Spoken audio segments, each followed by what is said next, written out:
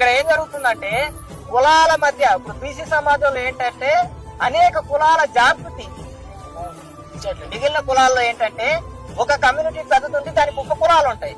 కానీ బీసీ సమాజాలు అట్ట కాదు. బీసీఏలో గానీ, బీసీబీలో గానీ, బీసీసీలో చాలా పెద్దగా ఉంటాయి. బీసీడీలో గానీ ఇట్లా రకరకాల కమ్యూనిటీలు, రకరకాల సంస్కృతులు ఉంటాయి, రకరకాల భావజాలాలు ఉంటాయి. ఇప్పుడు రజక కమ్యూనిటీకి చాకలి కులానికి ఒక భావజాలం ఉంటది, ఒక వ్యాప్తి ఉంటది. కుమ్మరి కులానికి ఒక భావజాలం ఉంటది, వాళ్ళకు సంస్కృతి ఉంటది, వాళ్ళకు పండగలు ఉంటాయి. తర్వాత యాదవ్ కమ్యూనిటీకి ఒక సంస్కృతి ఉంటది, ఒక పండగలు ఉంటాయి. వీటన్నిటిని ఇప్పుడు వచ్చేసరికి నాయకులు అనేటువంటి ఎక్కడ ఫెయిల్ అయ్యారంటే ఫస్ట్ నేను చెప్పేది ఏంటంటే ఈ థ్రెడ్ ఒకదాన్ని ఒకటే అనేది లింకప్ అయి ఉండే లేయరు చాలా సన్నటి లేయరు.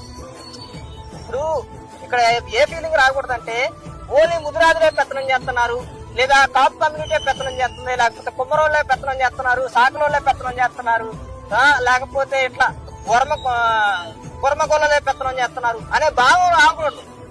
ఆ భావజాలం రాకుండా ఇది బీసీలు పెత్తనం చేస్తున్నారని భావజాలం రావాలి.